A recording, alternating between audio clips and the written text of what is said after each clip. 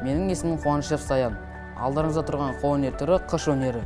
Өнер саласының ең бір көне түрлерінің бірі қыш өнері кез келген адамды өзіне қызықтыра алады. Біз де сол себепті қыш өнерінің қыр-сырлары мен түрлерін игеріп жатырмыз. Алдарыңыздағы досым Абылай жасап жатқан жұмысының құрылғысының аты гончар станогы. Біз қолданатын балшық қызыл саз балшық.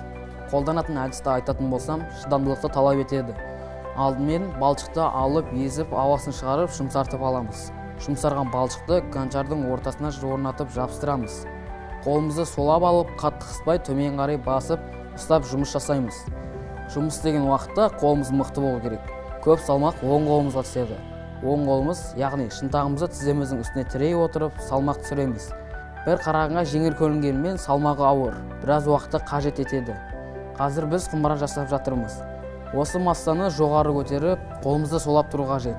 Шеңбердің жылдамдығы қолымыздың жылдамдығымен бірдей болу керек. Массаны көтеріп алған соң форма береміз.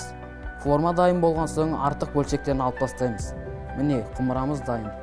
Қыш құмыра жасау өнері ұлттық құндылықты жас жеткіншекке жан-жақты үйрету мақсатында өнерді қайта жаңғыру болып саналады. Жалпы сазбалшық пен жұмыс жасау балалардың қызығушылығын арттыра түсуде.